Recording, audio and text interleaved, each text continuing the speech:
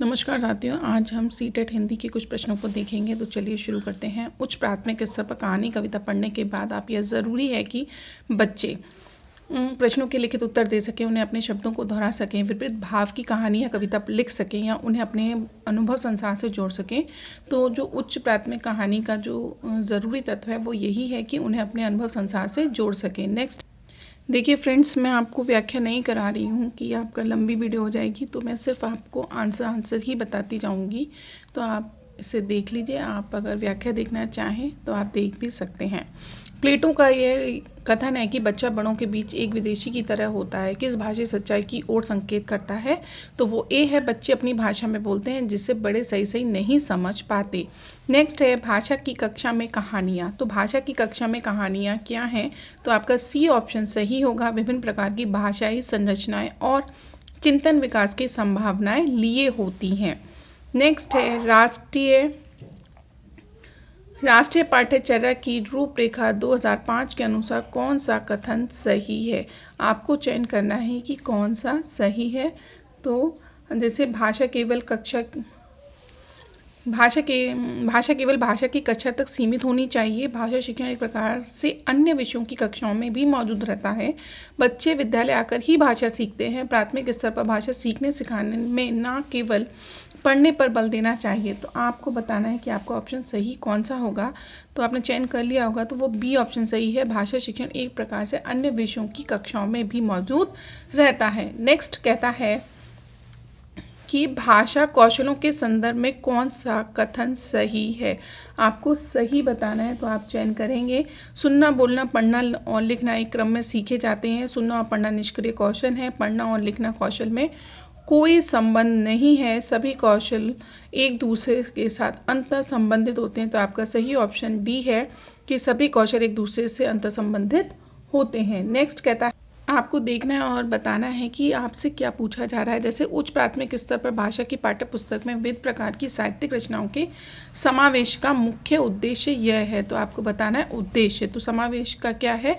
विभिन्न प्रकार की साहित्यिक विधाओं की भाषाई संरचनाओं से परिचित होने का अवसर देना ही आपका क्या है? समावेश का मुख्य उद्देश्य है। नेक्स्ट कहता है रश्मि अपनी कक्षा को बाहर मैदान में ले जाती है। मान लीजिए आप टीचर हैं और अपनी कक्षा को बाहर ले जा रही हैं और पर्यावरण पर आधारित कविता पाठ का कार्य करती हैं। तो रश्मि का क्या उद्देश्य है? चयन करते हैं। एक, बच्चों को रोज़मर्रा की चर्चा से कुछ अलग माहौल देना, बच्चों को मैदान में घूमने का अवसर देना। देखिए, अवसर देने से आप ये नहीं है कि आपका ये ट्रिकी वर्ड आ गया तो मैंने अवसर पे ही टिक कर दूँ। नहीं, आपको समझना होगा। हर बार अवसर देखकर आप टिक नहीं लगाएंगे। मैदान के प्राकृतिक वातावरण के साथ संबंध जोड़ते हुए कविता को समझने का अवसर देना, अपने प्रशिक्षण में सीखी बातों का निर्वाह करना। जैसे पहले में अवसर आया था, लेकिन सेकंड वाला अवसर किस एस्पेक्ट से आया आपको ये समझना है। जैसे उसने पूछा कि पर्यावरण पर आधारित कविता पाठ का कार्य करती है रश्मि का उद्देश्य। तो रश्मि का उद्देश्य सी ऑप्शन सही होगा। मैदान के प्राकृतिक वातावरण के साथ संबंध जोड़ते हुए कविता को समझने का अवसर देना। नेक्स्ट आपसे कहता है कि भाषा में आकलन करने के बाद महत्वपूर्ण सोपान होना चाहिए। तो आपका सोपान क्या होना चाहिए? आकलन आप करेंगे। आकलन से प्राप्त आंकड़ों के आधार पर बच्चों के अभिभावकों से विचार विमर्श करना चाहिए। आंकड़ों को सहज कर रखना चाहिए। आंकड़ों को तत्काल नष्ट करना चाहिए। आंकड़ों का पुनः परीक्षण करना चाहिए। कब महत्वपूर्ण होता है? तो आपका सही ऑप्शन होगा ए, आकलन के प्राप्त आंकड़ों के आधार पर बच्चों के अभिभावकों से विचार विमर्श करना चाहिए। इसलिए आजकल पीटीएम होती है। नेक्स्ट है 54 आपसे कह रहा है विद्यालय में एक से अधिक भाषाओं का शिक्षण। एक से अधिक भाषाओं का शिक्षण क्या है? सी ऑप्शन सही है। बहुभाषिकता और राष्ट्रीय सद्भाव का प्रचार करता है। विद्यालय में अगर एक से अधिक भाषाएं होंगी तो आपका क्या होगा? बहुभाषिकता होगी। नेक्स्ट है भाषा शिक्षण की प्रत्यक्ष विधि में आपको देखना है मातृभाषा का निरर्थक हस्तक्षेप होता है। भाषा अर्जन में स्वाभाविक स्थिति का निर्माण होता है।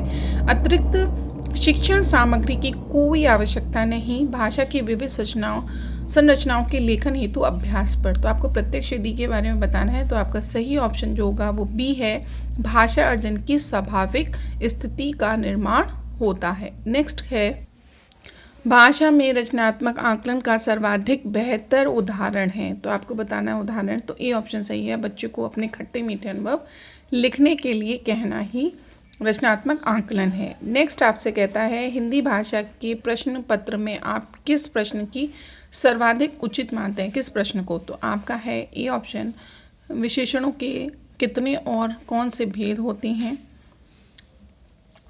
प्रत्यक्षों की परिभाषा लिखिए, सर्वनाम के भेदों का उदाहरण उचित स्पष्ट कीजिए, लेखकों ने पहाड़ पर होने वाली बारिश का वर्णन एक अलग तरीके से किया, बारिश संबंधी अपना अनुभव बताइए।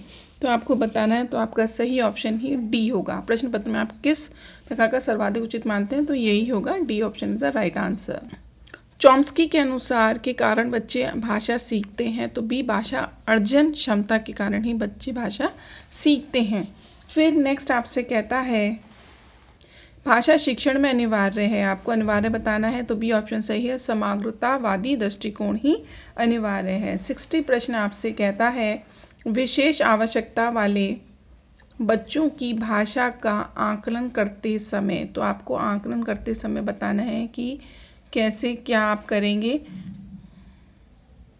तो आपका सी ऑप्शन सही होगा, उनकी क्षमता और सीमाओं का ध्यान रखना चाहिए। यही आपकी विशेष आवश्यकता वाले बच्चों की भाषा का आकलन करते समय हम ये सब चीज़ें याद रखेंगे। नेक्स्ट है कक्षा 8 के बच्चों के लिए साहित्य का चयन करते समय आपके लिए क्या जानना सर्वाधिक ज़रूरी है, तो आपको बताना है कि आपके लिए क्या ज़रूरी है। तो डी ऑप्शन सही लग रहा है, बच्चों की मनोवैज्ञानिक विशेषता और भाषा की क्षमता को जानना बेहद ज़रूरी है। नेक्स्ट है नाटक, सिनेमा, परिचर्चा, वाद विवाद आदि बच्चों की स्वाभाविक एवं प्रतिक्रिया व्यक्त करने की क्षमता का विकास करने में मदद करते हैं। तो आपको बताना है कि सही ऑप्शन क्या होगा। स्वतंत्र मौखिक लिखित, स्वतंत्र प्रभावी संस्कृतनिष्ठ, मानक सहज प्रभावी, मानक प्रभावी संस्कृतनिष्ठ। तो आपका ए ऑप्शन सही है, स्वतंत्र होना चाहिए मौखिक और लिखित। नेक्स्ट कहता है हमारे अनुभवों को आकार देने में भाषा की महत्वपूर्ण भूमिका होती है। इसका शैक्षिक निहितार्थ यह है कि भाषा की कक्षा में क्या हो। आपको सही ऑप्शन बताना है, तो सही आपको बी लग रहा होगा कि बच्चों के विविध संदर्भों में अनुभव करने, विविध अनुभवों से स्वयं को जोड़ने के अवसर दिए जाएं। नेक्स्ट आपसे कहता है कि मुदिता 8वीं कक्षा में हिंदी भाषा पढ़ाती है, कविता के भाव के बारे में बातचीत करते समय आप इन्हें किस बात के प्रति सचेत रहने की सलाह देंगे। मान लीजिए आप हिंदी भाषा पढ़ा रही हैं 8वीं कक्षा को, तो कविता के भाव के बारे में बातचीत करते हुए आप क्या कहेंगी, तो आप हम देख लेते हैं। तो आपका डी ऑप्शन सही है, कविता एक निश्चित भाव अर्थ नहीं हो सकता, यानी उतार चढ़ाव भी चेंज होंगे और भाव भी चेंज होंगे। जब हम पढ़ेंगे उसकी जब लय आती है तो उसमें भाव और अर्थ चेंज होंगे। नेक्स्ट है